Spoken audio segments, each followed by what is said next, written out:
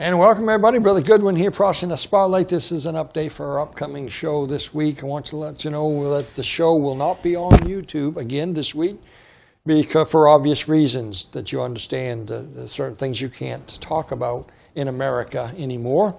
And one of those is our topic for this week, this second program we're doing with Gary Carr, and who I have sitting here. And you'll have to go to Rumble. I want you to go to Rumble. I want you to go to Prophecy in the Spotlight and subscribe to that site over there. We're going to need that pretty soon. The day may come sooner than you think that we're going to have to do mostly Rumble shows. So you'll get to see both of the full TV shows over on Rumble. Last week's and the one that's coming up here that we're gonna do. And make sure you hit the subscribe button for this channel as well, and hit the little bell if you want to get alerts. And so we have Gary Carr, and I won't take a long introduction again. If you're watching YouTube, you probably saw last week's, and I think there's at least 3 on there now. But so Brother Gary, you're from Indianapolis area, somewhere around there. You used to work in the government for the state of Indiana back in the 80s. You were now globally bringing back commerce. And through that, you learned a lot about globalism. And with your background, and of course, you're a Christian, and your dad fleeing from some communist places saw some of these things that we're talking about. So you wrote the book, En Route to Global Occupation, that we have right here. And this is on your website, Gary Carr, K-A-H, GaryCarr.org. And we talked about that book already. We also got a newsletter that we're talking about on the TV shows that we can't do on YouTube. And this has to do with the Mark of the Beast technology and some other pertinent things going on today in our world. And we're going to hit that again in our next TV show coming up in a few days. But you have another book called The New World Religion. I'll put that up here so they can see that, The New World Religion. When was this done? And tell us a little bit about that. Yeah, it came out in 1999, and it just takes a deeper look at the religious motivation behind the One World movement and the whole New Age movement, which is part of that. And so to make it interesting, so it wouldn't just be straight theology, we take a look at the lives of 9 different key figures in the One World movement over the last give us an example. Couple hundred years. Helena Petrovna Blavatsky. Never heard of her. That's a she. She was a leader of the Theosophical Society in the late 1800s. Somebody we know of. Who's another one? Alice Bailey, yeah, I know that name. Who also was part of the Theosophical Society. And to go back, Blavatsky published a magazine called Lucifer Magazine. Really? And her book called The Secret Doctrine became essentially Hitler's Bible. He kept a copy of it at his bedside with all kinds of notes in the side, and he was heavily involved in the occult. A lot of people didn't realize that, but Blavatsky had a huge influence on Adolf Hitler.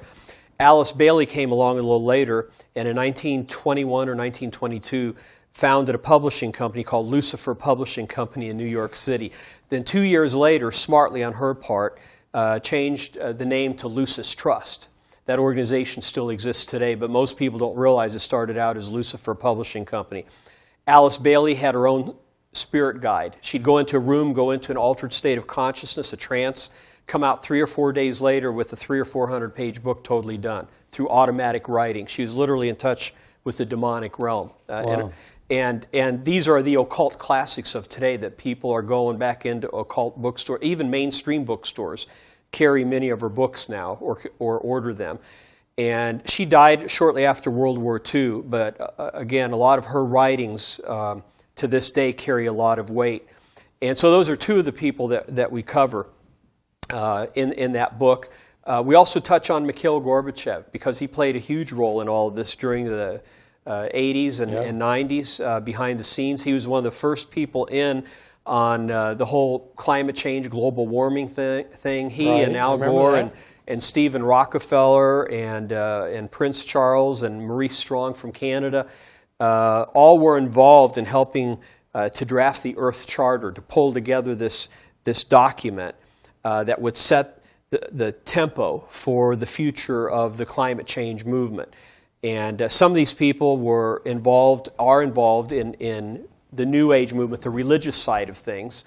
Others were more involved just strictly politically. but it all intertwines, it comes together. So we cover that. And a lot of other things in that book. We have a thorough appendix section in there. Alice Bailey hated Christians and Jews. And she, again, today she's referred to by many people as the mother of the New Age movement. So you need to understand that about the New Age movement. At its core, it hates Bible-believing Christians and Jews. It's Luciferic. And so I have something like 8 or 9 pages, I think, of quotes from out of her books so that you can read for yourself what she says about Christians and Jews, if you want to know. Everything's thoroughly documented. We even have some letters in there from Lucifer Publishing Company, Lucis Trust. We prove, I think it's on page 31, if you have it there, that the title page from one of her early books, where it says Lucifer Publishing Company, right on the front page, 135 Broadway, New York City. So again, it's important for me that people understand that I am not making this up, or else I'm just talking to the wind. I want people to see the evidence and the documentation, and it's in this. I wrote that book basically as a Christian investigative journalist to prove this beyond a shadow of a doubt. And so people need to be aware of this because it all plays in. This is good stuff for prophecy people.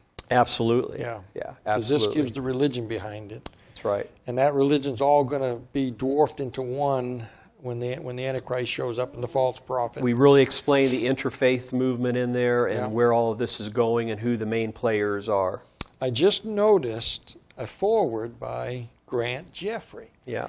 Now, our viewers would know who he is. I mean, man, that guy was great. I used to get his books. Of course, he's gone now. Did you ever meet him in person? Oh, yeah. We did multiple conferences together, especially down in Florida and St. Petersburg with the God's News Behind the News people back in the day.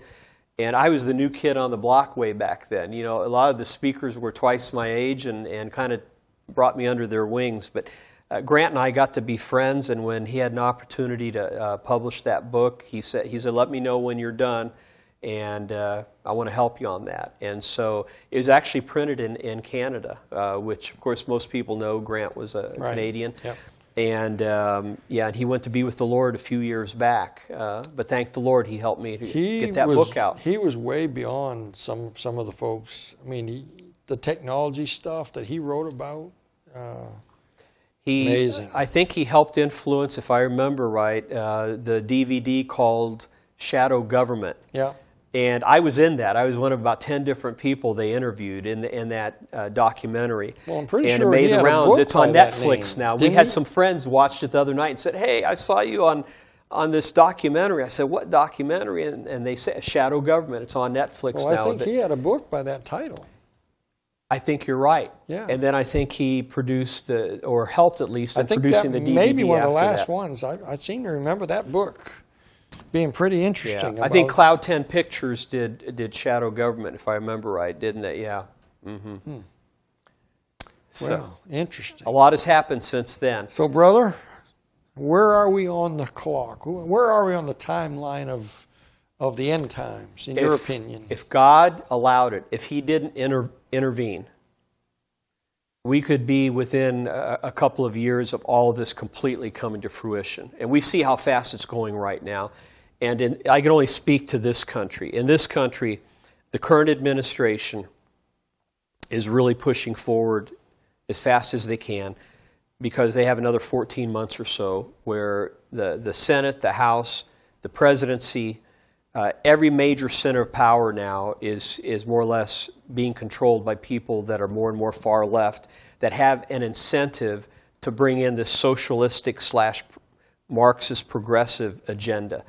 And so they're going to do everything they can. They're going to push the envelope as long as they can. Now, I don't know if we make it to the midterms, I don't know what will happen. We'll have to wait and see. And if they don't fix the voting fraud, nothing's going to happen. Exactly. You're right on. Yeah. And I don't think they're worried about getting caught. I mean, they've been caught, but nobody's took anybody to court. I personally believe that a number of our states, probably 7 or 8 states, are pretty much far gone. I don't think politically it's going to be turned around. Some of the other states, it remains to be seen. There are quite a few people, a good solid bunch of people in Texas, Florida, Oklahoma, South Dakota, Arkansas, South Carolina, a few other states that really have risen to the forefront and are taking a strong stand now, where they're saying, look, if the federal government is going to force things upon us that are completely unconstitutional, we're going to draw a line in the sand. And right now we're seeing that beginning to happen in Texas, where, I mean, these people are being overrun by millions, over 1.5 million people now, illegal aliens coming across the border this year. Crime's gone through the roof. COVID is spiking. I mean, tens of thousands of people have come across the border with COVID, and then they take it all around the rest of the country. It makes no sense whatsoever. And so if the feds aren't going to do something about it, I think the state of Texas is ready now to take some measures, and we'll have to wait and see where all of this goes. Yeah.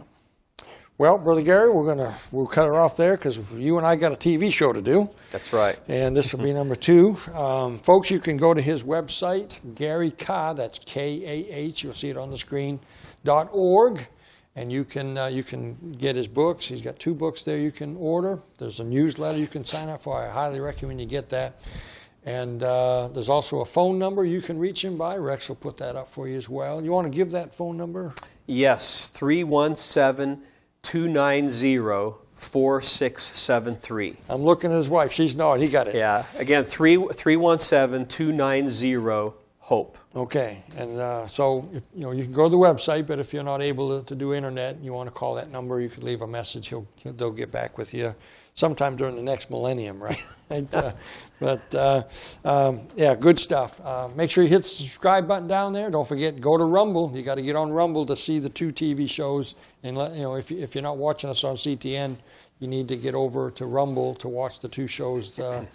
Because show number 2 is going to be pretty serious stuff.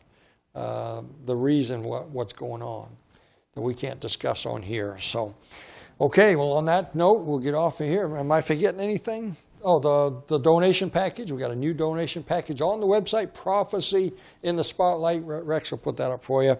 A new pamphlet about the Mark of the Beast that kind of fits what we're talking about, by Dr. Hiltebittel, and a DVD from Michael Samuel Smith, and some bookmarks and tracks and all. So check that out. And, well, thanks for watching. Brother Gary, thanks for doing all this work and all these shows we're doing, YouTubes. My privilege. Thank you. One more to go. Can you hang on for one more? Absolutely. We're going to do a TV show. All right, until next time, keep your eyes on the skies.